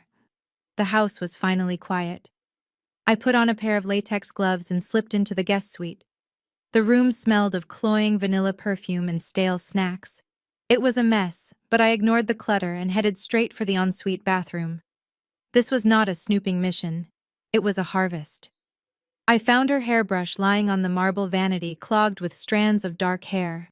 I pulled a small Ziploc bag from my pocket. Using a pair of tweezers, I carefully extracted a clump of hair, ensuring the follicles were attached. This was the golden ticket, but I needed a backup. I opened the medicine cabinet and took her toothbrush, sealing it in a second bag. My heart was pounding, not from fear of getting caught, but from the thrill of the hunt. I slipped the bags into my blazer pocket and walked out of the room, leaving everything exactly as I found it. As I walked down the hallway, I could feel the plastic bags against my hip. They felt heavier than gold. Julian thought he was protecting his legacy. He had no idea that I was currently carrying the biological proof that would blow his legacy into dust. I went straight to my home office and called the private lab. I needed a rush order. The science was about to catch up with the lies. The silence of the house at 2 in the morning was usually my favorite time to work, but tonight, the glowing screen of my laptop felt like a portal into hell. The comprehensive report from my forensic accountant had arrived encrypted and password protected. I had spent the last hour dissecting the financial anatomy of my husband's betrayal, and what I found made the infidelity look like a minor infraction. I expected to see charges for hotel's jewelry, maybe a secret apartment. Instead, I was looking at a complex web of wire transfers that screamed federal indictment. Tiffany was not just a greedy sister-in-law with a taste for luxury. She was a criminal mastermind. The report detailed a series of deposits into Julian's Dormant Consulting LLC. They were structured deposits, always just under the $10,000 reporting threshold, coming from shell companies with vague names like Apex Logistics and Blue Sky Ventures. I cross-referenced these companies with the background check my investigator provided. They were fronts, laundromats for a mid-level drug syndicate operating out of East Atlanta. My breath hitched as I realized the scale of the operation.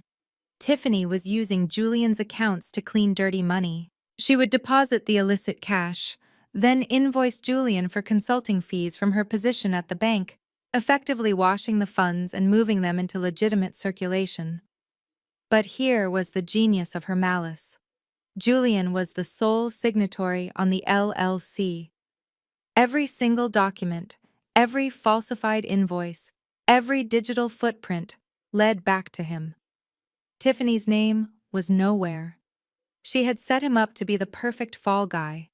If the IRS or the FBI looked at this, they would see a washed-up athlete laundering drug money. They would not see the blonde relationship manager pulling the strings from behind a bank counter. Julian was not just going to lose his marriage. He was looking at 20 years in a federal penitentiary for racketeering and money laundering.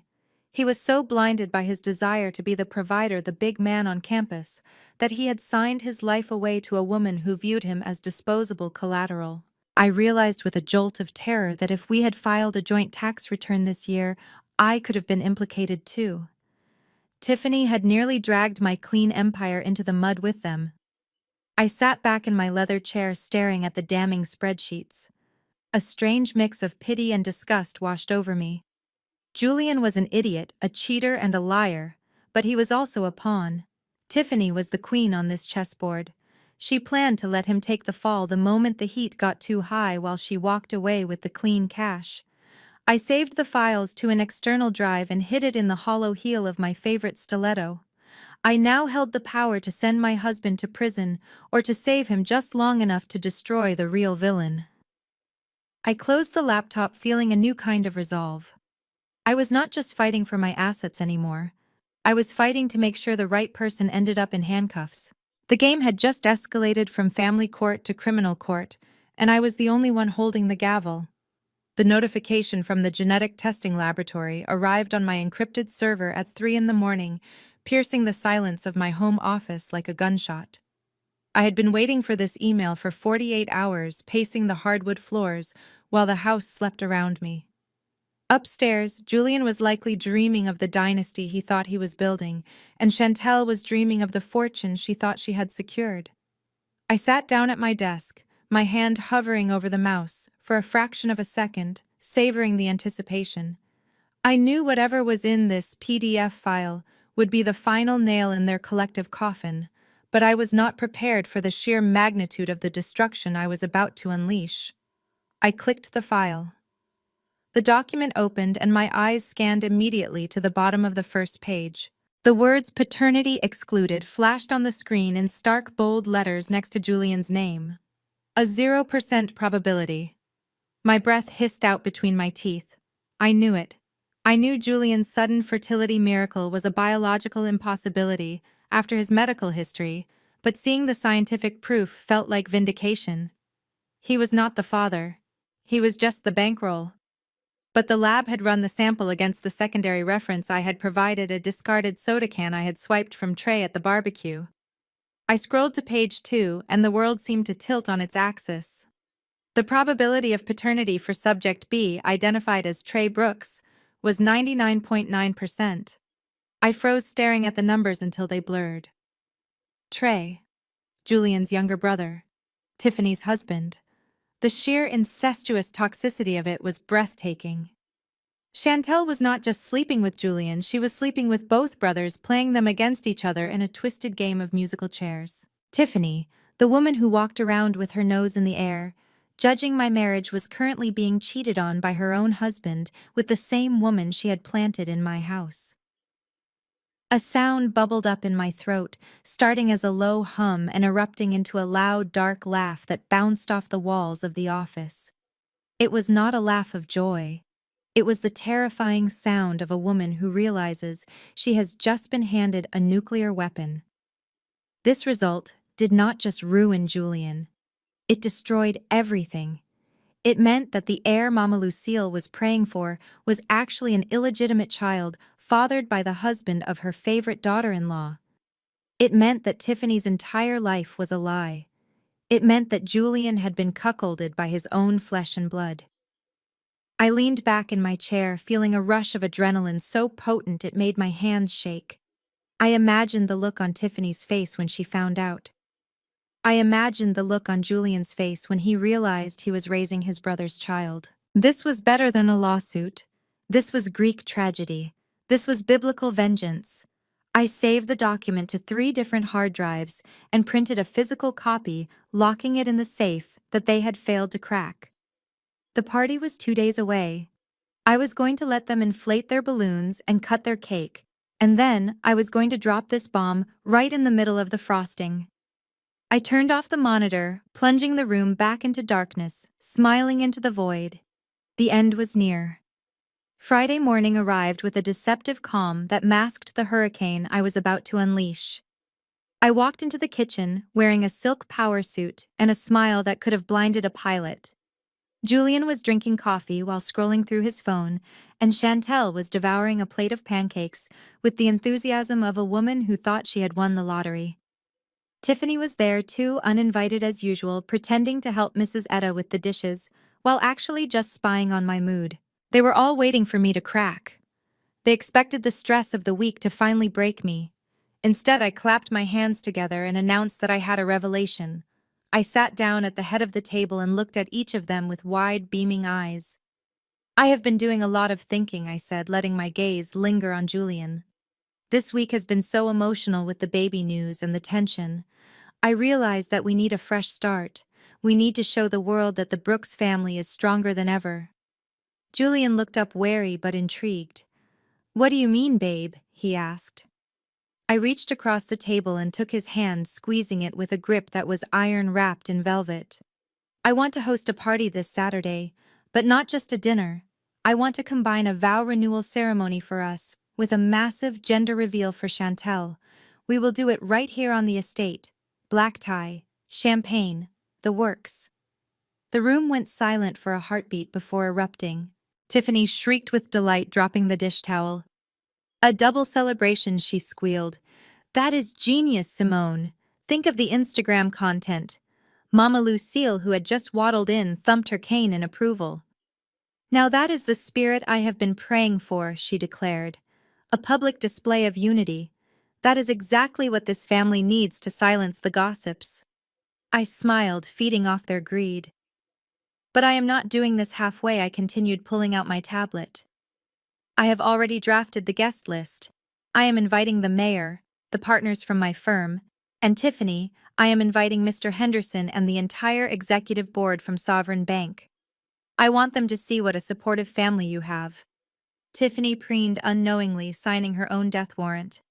And Julian, I invited the entire coaching staff and your old teammates.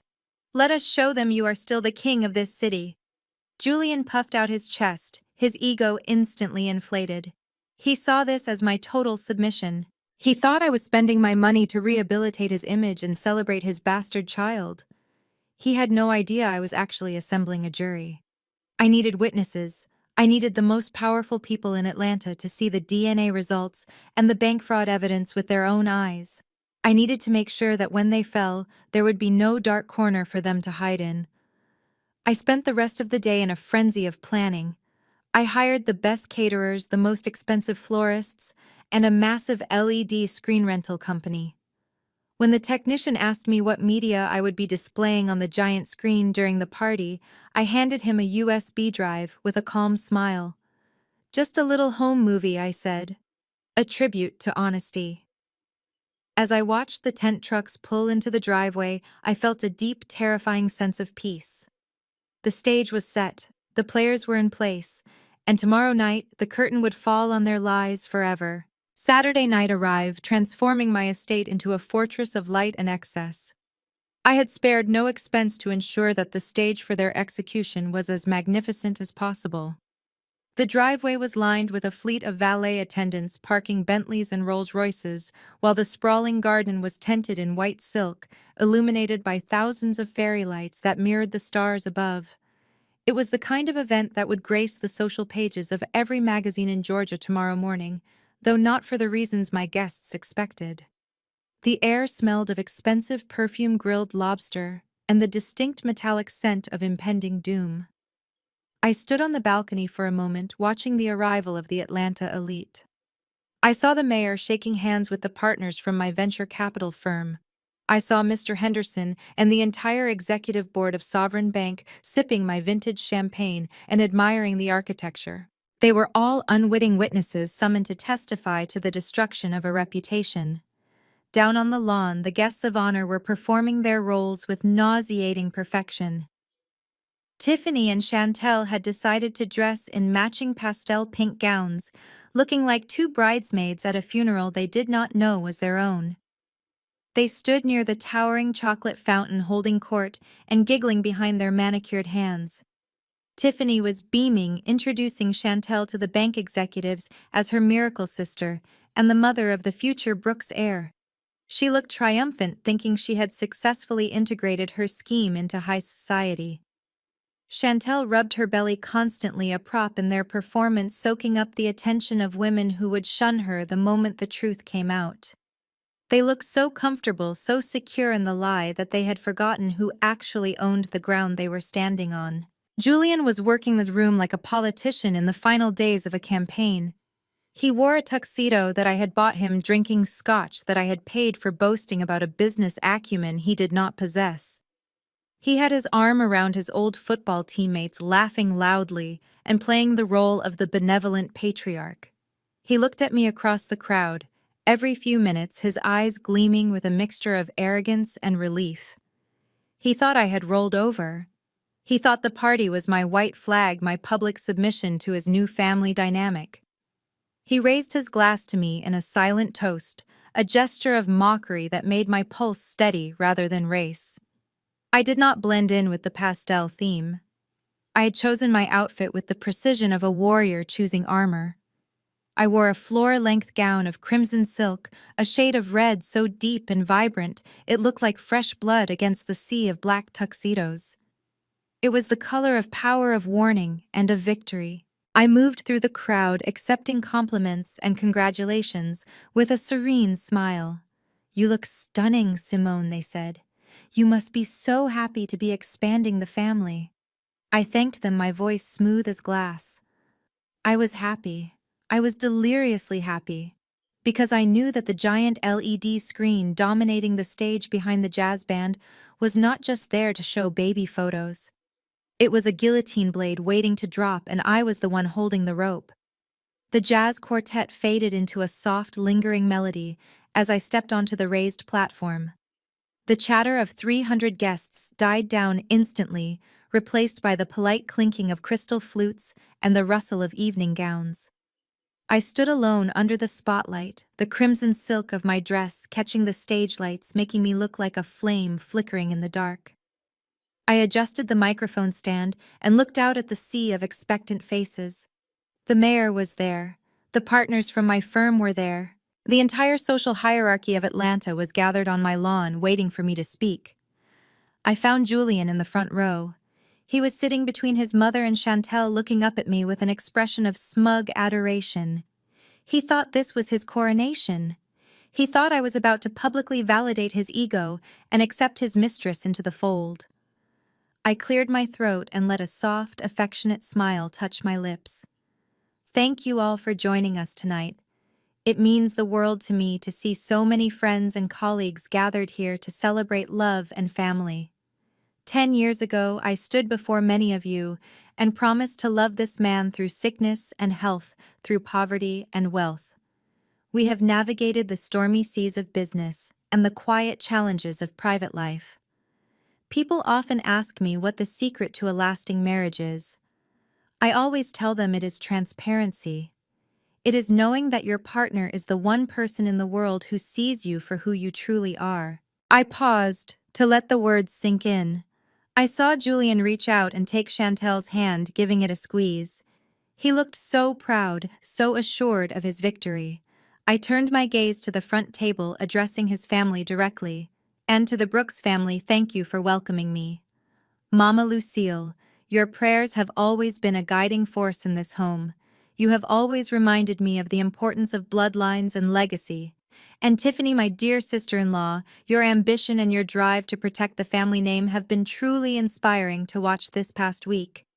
Tiffany preened, smoothing the skirt of her pink dress.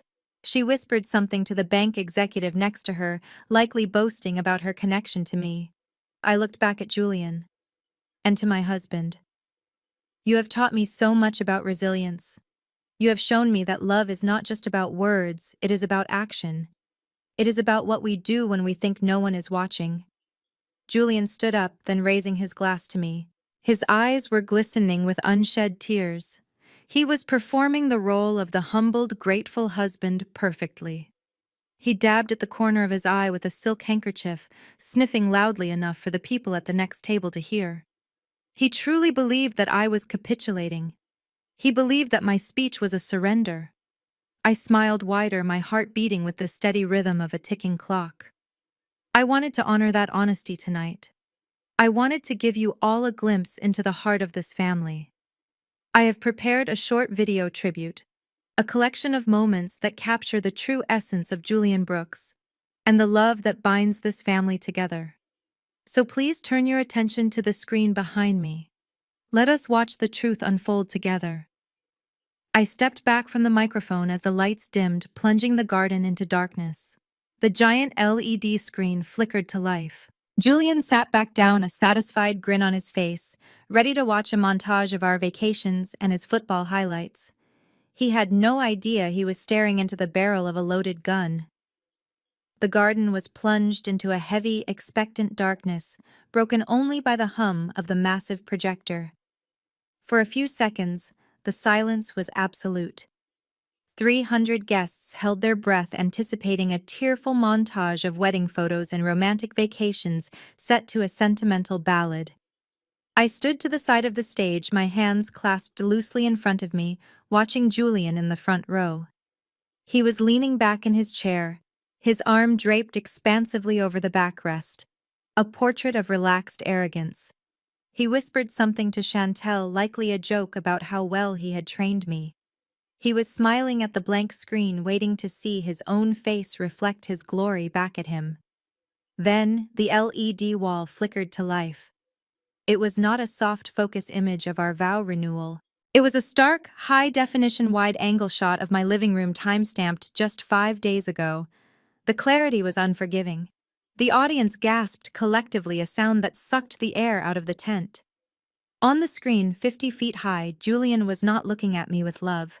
He was pouring my vintage wine into 2 glasses and handing one to Chantel, who was wearing nothing but my silk robe. The intimacy was undeniable, but it was the audio that truly weaponized the moment. The speakers, rigged to concert-quality standards, boomed Julian's voice across the estate, ensuring that not a single syllable was lost to the wind. To Simone, he sneered on the screen, raising his glass in a mock toast. "May she stay blind and busy making us rich." The crowd murmured, a ripple of shock moving through the tables, but the video was not done. On screen, Chantel giggled and hopped onto the counter. "What about your mom?" she asked. "Is she going to be a problem when we move in?" Julian laughed, a cruel, dismissive sound that echoed hauntingly in the garden. "Mom is just a necessary evil," he said casually, taking a sip of wine. "She is an old bat. Honestly, I wish she would just stroke out already. Once we get the money, we can dump her in a state home and sell her house. It is falling apart anyway, just like her." In the front row, I saw Mama Lucille freeze. Her hand flew to her chest and her mouth opened in a silent scream of betrayal. But the digital Julian was not finished. He turned to the camera, unaware he was addressing his own destruction.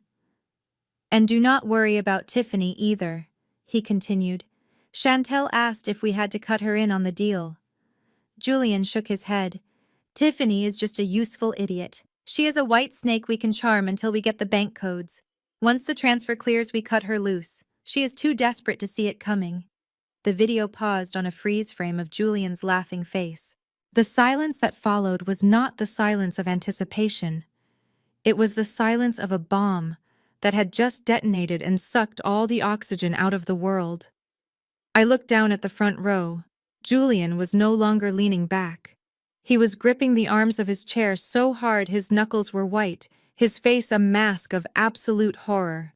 He looked at the screen, then at me, and realized too late that the woman in the red dress was not his wife. She was his executioner.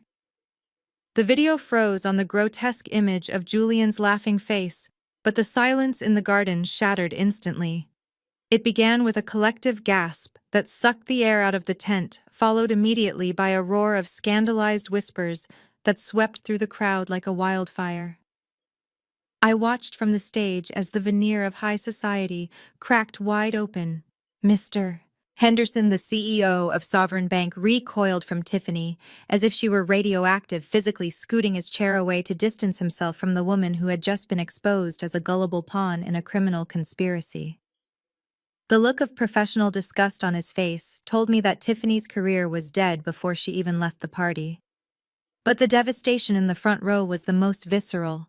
Mama Lucille sat paralyzed, her hand clutching her chest, her eyes wide with a horror that went beyond shock.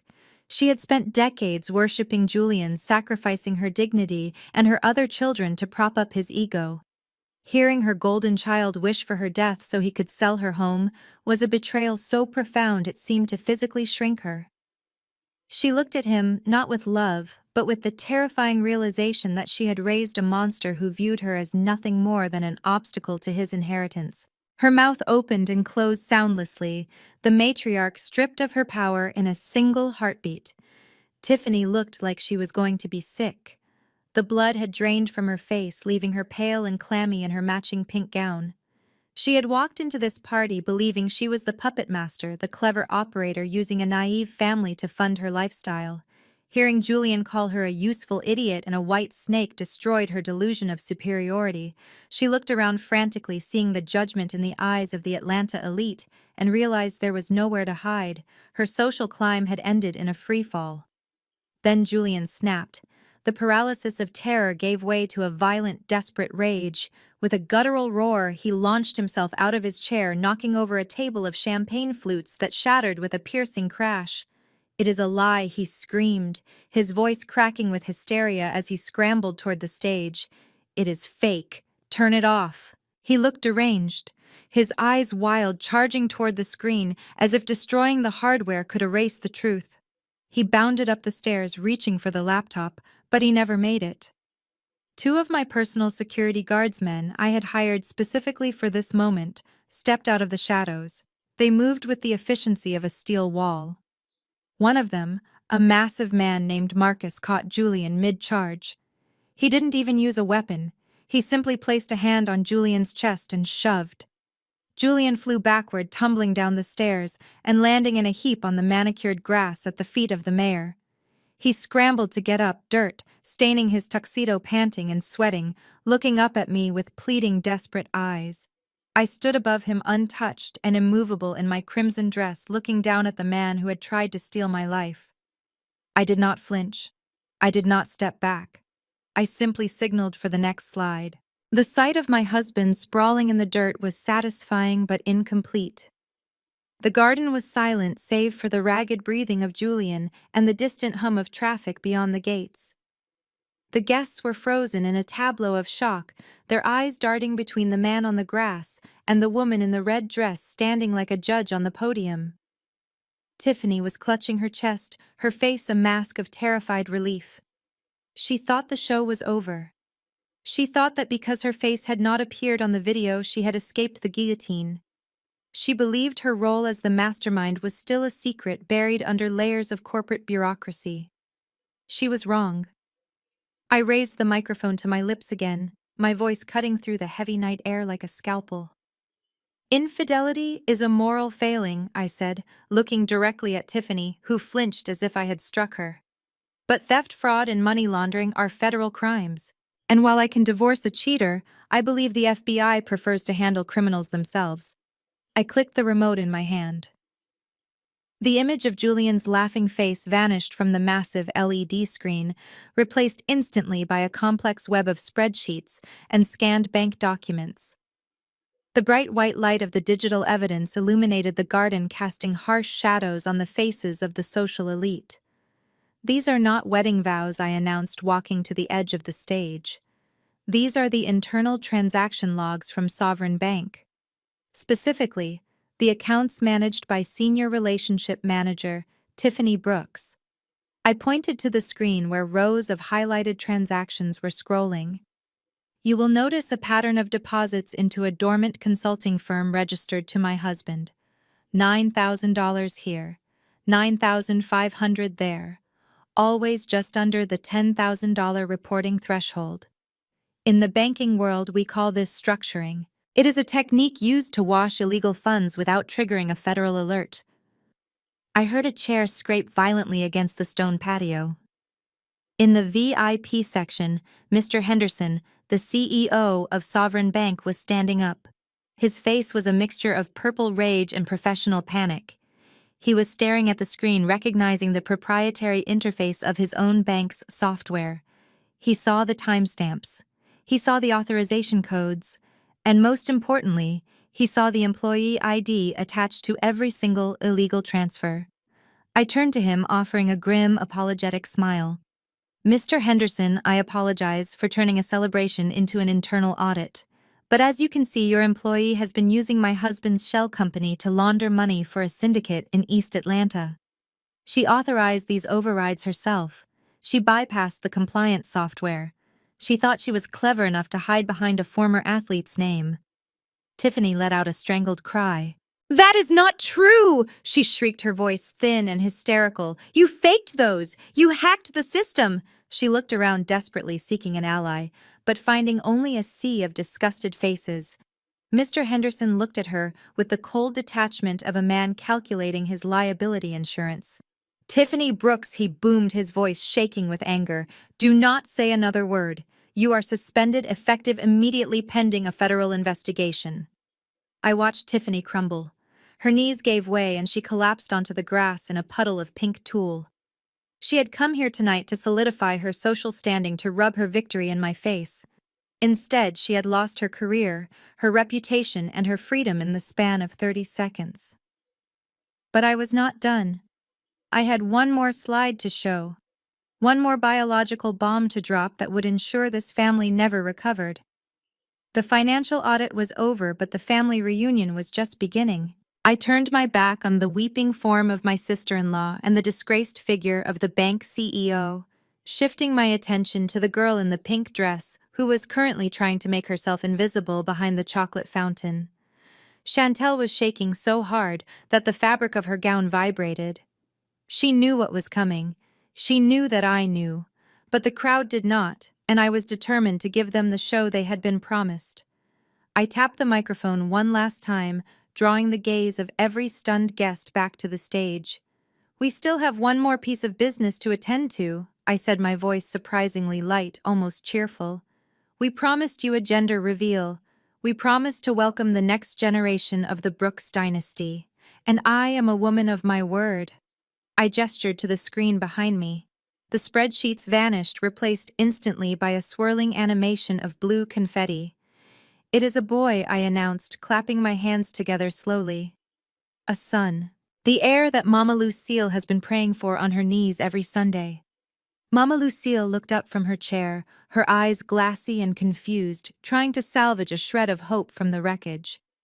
"A grandson," she whispered. "A boy." But I cut her hope off at the knees. "Yes, a boy, Lucille. But he does not belong to Julian." The blue confetti on the screen dissolved into a stark, clinical document. It was the paternity test result enlarged, so that even the guests in the back row could read the bold red text. Probability of paternity for Julian Brooks, 0%. Julian, who was still sitting in the dirt, looked at the screen and blinked. His brain seemed unable to process the information. He had preened. He had bragged. He had moved his mistress into my house believing he was the virile king. The screen told the world he was nothing but a cuckold. But that is not the best part. I continued, my voice dropping to a conspiratorial whisper. If Julian is not the father, then who is? Who did Chantel feel comfortable enough to sleep with? Who else was in the family circle? I clicked the remote one final time. The screen shifted to display the second test result. The name flashed in giant black letters. Subject B, Trey Brooks. Probability of paternity 99.9%. The sound that ripped through the garden was not a gasp. It was a scream. It came from Tiffany. She had lifted her head from the grass, her mascara running down her face in black streaks, only to see her own husband's name towering over the garden. She looked across the lawn to where Trey was standing by the bar holding a beer, his face drained of all color. He looked like a deer in headlights, caught in the high beams of his own destruction. I looked down at Julian, who was staring at his brother, with a look of pure animalistic betrayal. "You slept with him?"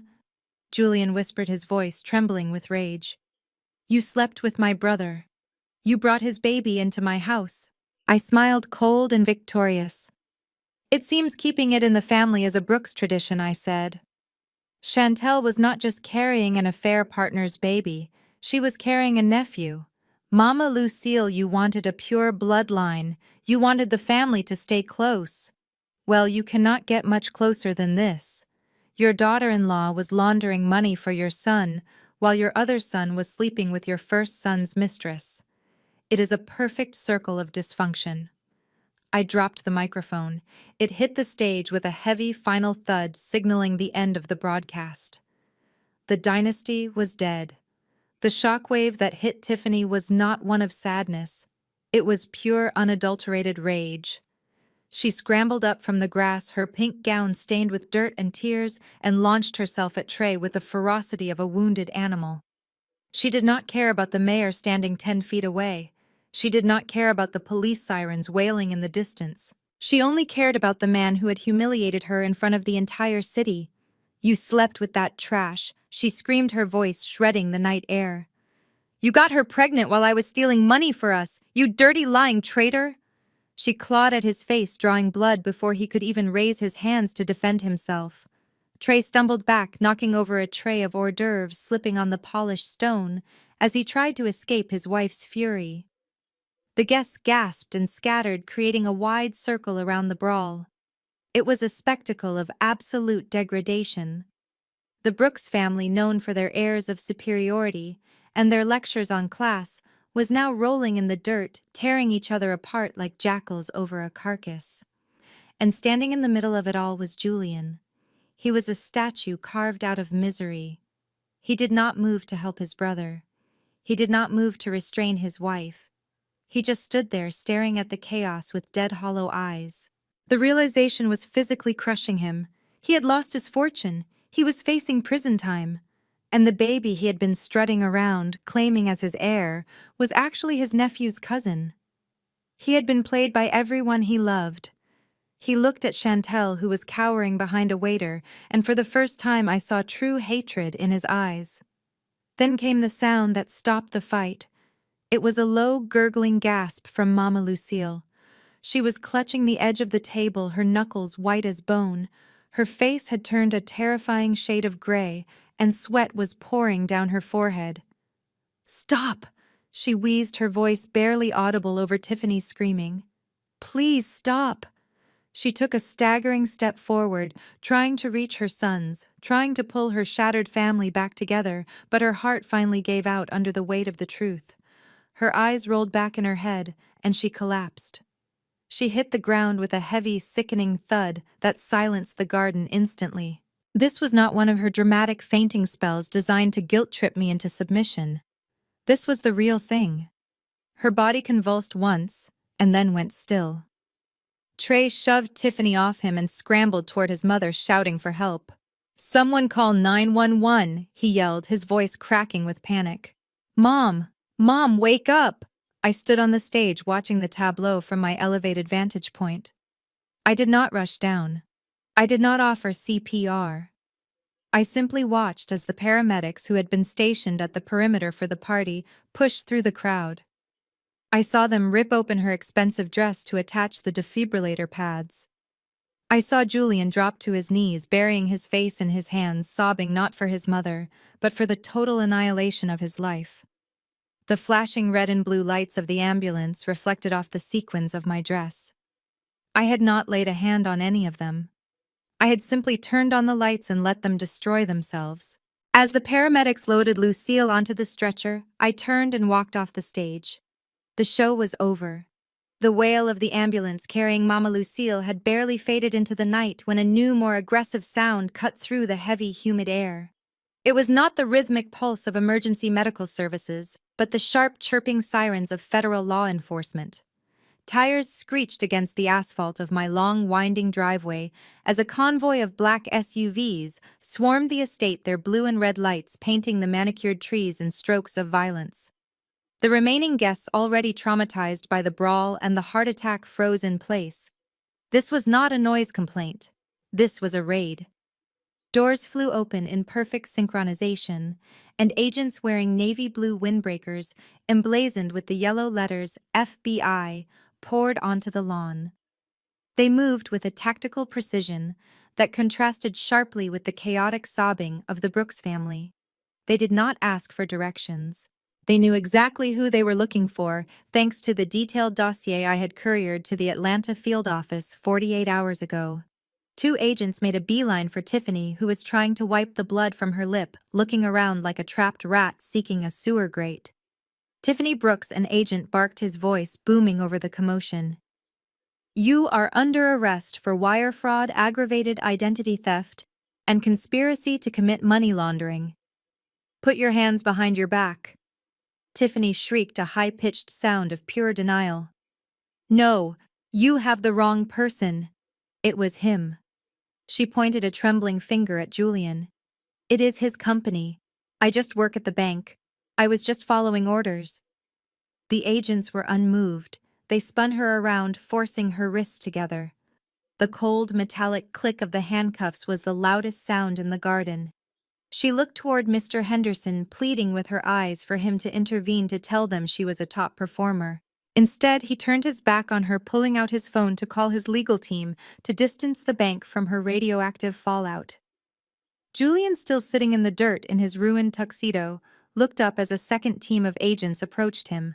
He scrambled to his feet, holding his hands up in a gesture of surrender. I did not do anything, he stammered, his eyes darting between the agents and me. I am the victim here. She stole from me. My wife set me up. The lead agent stepped forward, holding a warrant. You are listed as the sole proprietor of Apex Consulting, Mr. Brooks. Millions of dollars of illicit funds moved through accounts signed by you. You are being detained for questioning regarding your role in a racketeering enterprise. We suggest you call a lawyer. They did not cuff him immediately, but they flanked him, gripping his arms with a force that made it clear he had no choice. I stood on the terrace, sipping the last of my champagne, watching the finale of my orchestration. One of the agents looked up and gave me a curt, professional nod. I returned it. I had handed them a career-making case on a silver platter. As they marched Julian toward the waiting SUVs, he looked back at me. His face was a mask of confusion and terror. He finally realized that the woman he had underestimated, the woman he had called cold and barren, had just burned his entire world to the ground without striking a single match. I turned and walked back inside the silent, empty house. The trash had been taken out. The strobe lights of the ambulance painted the garden in a nauseating rhythm of red and white. It was the disco beat of a tragedy.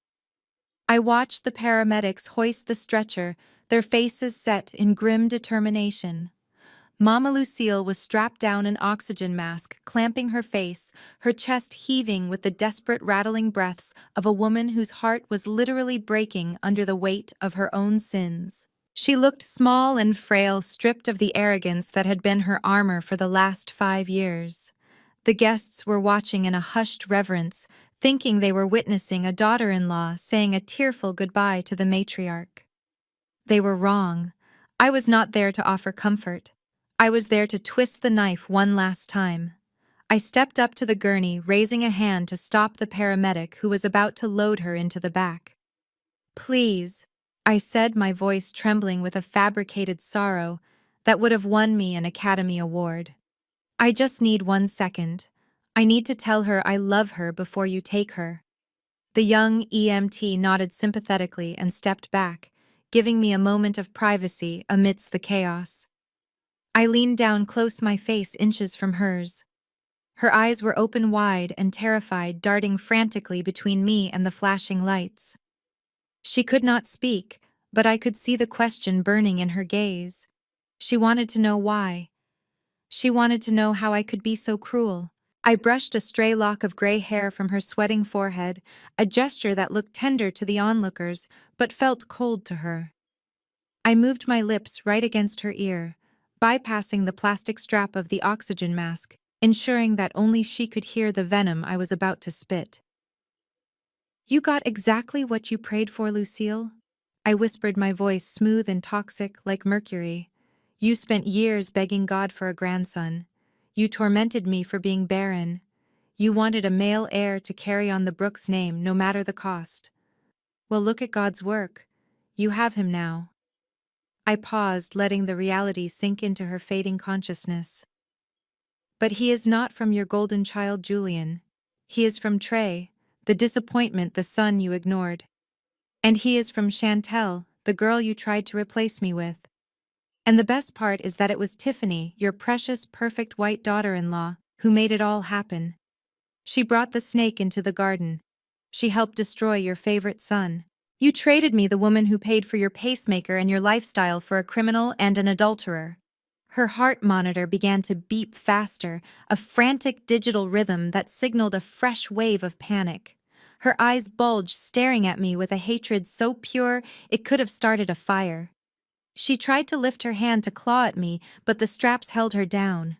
I smiled a small, sad smile for the audience behind me. "Congratulations, Mama," I whispered finality in every syllable. "You finally have a house full of babies and drama. I hope it keeps you warm in the state nursing home, because I am selling the house on Monday." I pulled back, standing tall, and looked at the paramedic. "She is ready to go now," I said softly, wiping a non-existent tear from my cheek. "Take good care of her." I watched the heavy doors slam shut, sealing her in with the truth that would haunt her remaining days. The siren wailed as they sped away, a funeral dirge for a matriarch who bet on the wrong horse. I took a deep breath of the night air. It tasted like ozone and absolute victory. The sun was just beginning to bleed over the horizon, casting a pale gray light over the debris of the previous night's festivities. The garden was silent, save for the rustling of the uncollected garbage bags and the deflated balloons that bobbed listlessly in the breeze. I stood on the master bedroom balcony, wrapping my silk robe tighter against the morning chill, holding a steaming mug of coffee. I was not waiting for a sunrise. I was waiting for the final act of the cleanup crew. A yellow taxicab, an eyesore against the pristine landscaping, pulled up to the front gate. It idled for a moment, before the back door opened and Julian stepped out. He looked like a man who had been chewed up by the federal justice system and spat out onto the curb. His tuxedo was torn and stained with grass and dirt. His tie was missing. His face was unshaven and haggard, his eyes red-rimmed from hours of interrogation under fluorescent lights. He did not have his wallet or his phone, which the FBI had seized as evidence, so he had to argue with the driver for a moment, likely promising a payment he could no longer make before the cab sped off, leaving him stranded. He turned toward the house, his shoulders slumped, expecting to punch in the gate code and slink back into his sanctuary to lick his wounds, but the code did not work. I watched him punch the numbers into the keypad frantically, his frustration mounting with every error beep. He tried again and again. Then he looked down and saw what was waiting for him. I had instructed security to pile his belongings right there on the asphalt. It was not his entire wardrobe, just the essentials packed into 3 Louis Vuitton duffel bags. His golf clubs were leaning against the stone pillar. It was a pathetic little shrine to a life that no longer existed. He kicked one of the bags in a fit of impotent rage, then looked up and saw me standing on the balcony. "Simone," he shouted, his voice cracking with exhaustion and desperation. "Open the gate. This isn't funny. The feds let me go. I need a shower and I need my lawyer. Let me in." I took a slow, deliberate sip of my coffee, looking down at him like he was a solicitor trying to sell me something I did not want. "You do not live here anymore, Julian," I called down, my voice carrying clearly in the morning stillness. "This property is solely in my name. And since you are currently a person of interest in a federal money laundering investigation, allowing you inside would make me an accessory. I have a reputation to protect." He grabbed the iron bars of the gate, shaking them like a prisoner realizing his sentence had just begun. "You cannot do this," he screamed, tears finally spilling over. "I am your husband. We can fix this. I was manipulated, Simone. Tiffany tricked me. I love you.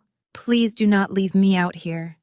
I set my coffee cup down on the railing and picked up the thick manila envelope that had been resting on the table. I did not feel anger. I did not feel sadness. I felt lighter than air. "I did not manipulate you, Julian," I said calmly. "I just let you be yourself. And that was enough to destroy you." I held the envelope over the edge of the balcony. "Inside are the divorce papers," I continued. "I signed them 3 days ago. My lawyers have already filed for an emergency freezing of our shared assets to protect me from your criminal liability. You have nothing, Julian. No house, no trust fund, no wife. And since your brother is the father of your baby, I guess you have no son either." I let go of the envelope. It fluttered down through the air, flipping over and over in the wind before landing in the dirt at his feet. It lay there white and stark against the asphalt. Julian stared at it, his hands sliding slowly down the bars of the gate until he was kneeling on the ground. He looked small. He looked finished. I did not wait for him to pick it up. I did not wait for his next excuse.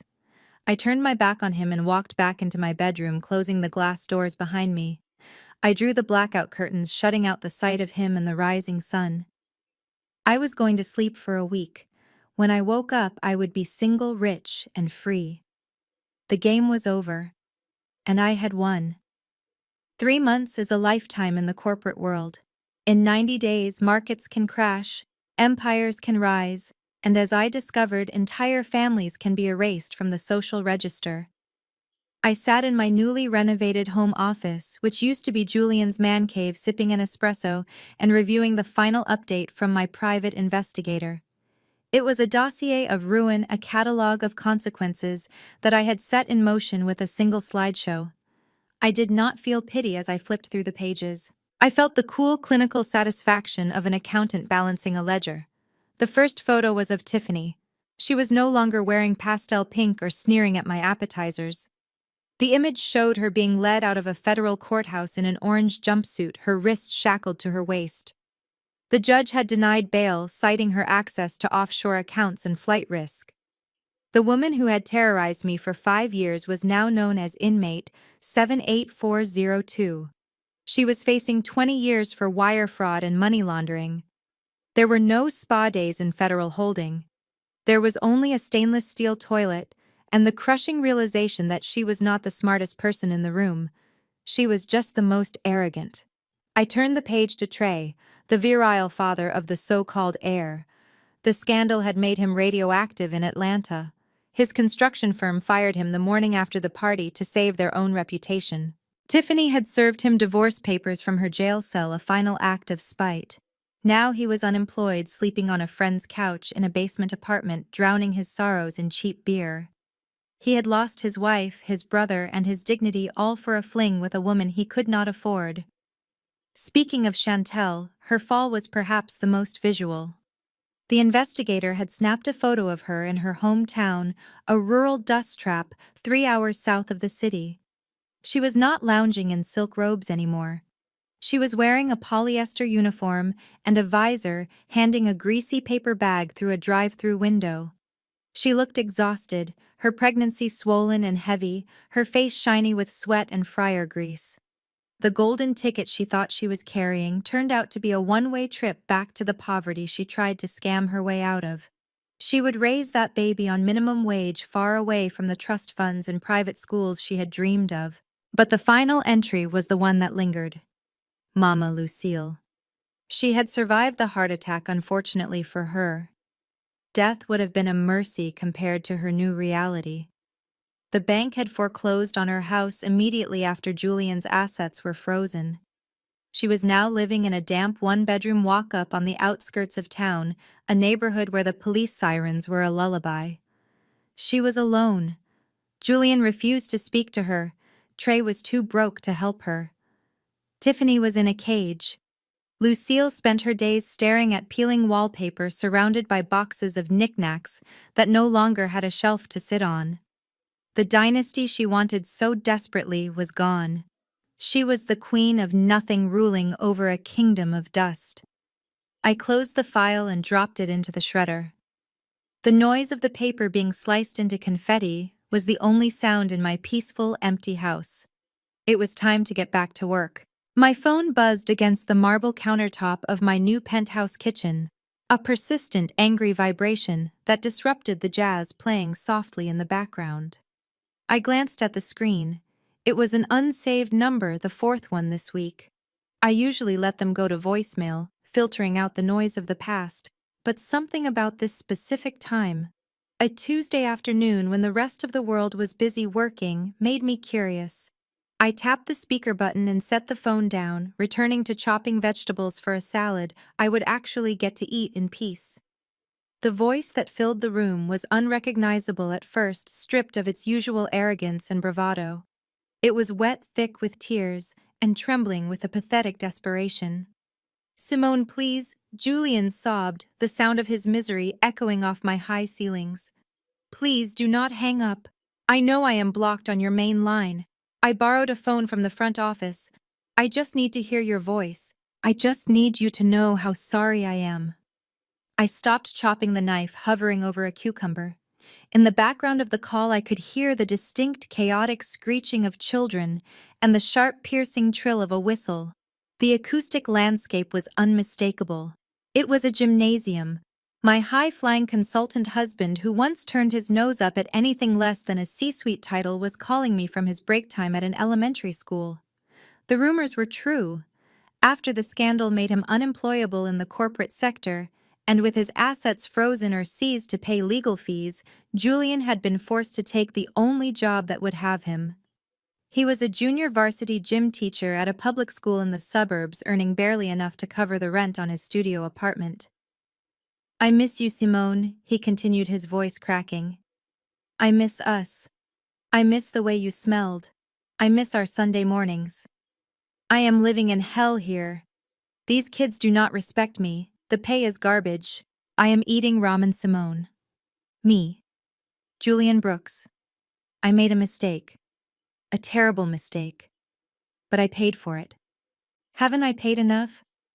Can't we just meet for coffee? Just 5 minutes. I know you still love me. You can't just turn off 5 years of marriage like a light switch. I listened to him rewrite history one last time. He did not miss me. He missed the heated floors in the bathroom. He missed the black card with the unlimited limit. He missed the way I fixed his problems and polished his ego. He was not crying because he had lost his wife. He was crying because he had lost his sponsor. He was a parasite reacting to the loss of its host, nothing more. The man who had mocked my fertility and plotted to steal my fortune was now begging for a crumb of the lifestyle he had tried to burn down. I wiped my hands on a towel and picked up the phone. I did not say a word. I did not give him the satisfaction of hearing my anger or my pity. I simply pressed the red icon to end the call, cutting off his whining mid-sentence. Then I went into the settings. I added the number to the block list right next to his mother's and his brother's. A notification popped up asking to confirm. I tapped yes without a millisecond of hesitation. The silence that rushed back into the kitchen was heavy and sweet. I picked up my knife and continued chopping. Julian was a ghost story I was done telling. He belonged to the past, to the gym mats and the regrets. I had a future to build, and there was no room in it for dead weight. The auctioneer's gavel struck the podium with a finality that echoed through the quiet hall. Sold to bidder number 42.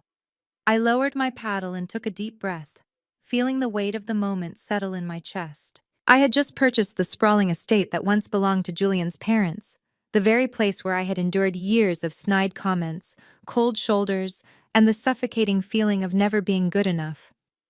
They had lost it to the bank 3 months ago, after Julian's legal fees and their own mismanagement drained their accounts dry. Now the deed was in my name. I drove to the property an hour later. The grass was overgrown and the windows were dusty, a stark contrast to the manicured perfection Mrs. Vance had always prized above all else. As I stepped out of my car, I saw a battered sedan parked near the garage. Julian's parents were there, loading the last of their boxes into the trunk. They froze when they saw me walking up the driveway, the gravel crunching beneath my heels. His mother looked older, her face lined with bitterness and defeat.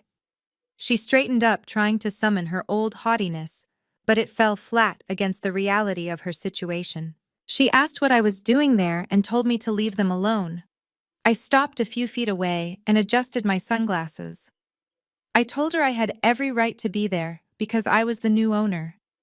Her face went pale. She accused me of buying the house just to spite them, claiming I only wanted to live in her home to rub my success in their faces. She said I was vindictive. I looked at the house that had been a prison of judgment for me and shook my head. I told her she was wrong. I had no intention of living there. The energy in those walls was too heavy, too toxic. I had a different purpose in mind. I signaled to the truck that had just pulled up to the curb. 2 contractors stepped out carrying rolls of blueprints and measuring tape. I turned back to Julian's parents and told them the truth. This house was going to be gutted. The walls that held their secrets would be torn down. I was converting the estate into the Phoenix Center, a transitional sanctuary for women and children escaping domestic abuse and toxic family environments. The silence that followed was absolute. I explained that the guest wing where they used to isolate me during holidays would become a counseling center. The grand dining room where they mocked my background would become a communal kitchen where women could rebuild their confidence. The house that had been a symbol of their exclusion would now be a beacon of safety for those who had none. Julian's father slammed the trunk of their sedan, unable to look at me. His mother stood trembling, tears of rage and humiliation streaming down her face. She told me I was destroying their legacy. I replied that I was correcting it. Their legacy of cruelty ended today. From now on, this address would stand for compassion, support, and the kind of family that is built on love rather than blood. They got into their car and drove away without another word, disappearing down the street and out of my life for good. I turned to the contractor and handed him the keys. I told him to get started immediately. As the first hammer struck the wood, I didn't feel triumph or malice. I felt a profound sense of peace. I had taken the site of my pain and transformed it into a source of power not just for myself, but for every woman who would walk through those doors looking for a new beginning. The cycle was broken. My empire was built on healing, and that was the sweetest victory of all. The turbine engines of the Gulfstream G650 hummed a low, steady rhythm that vibrated gently through the soles of my shoes.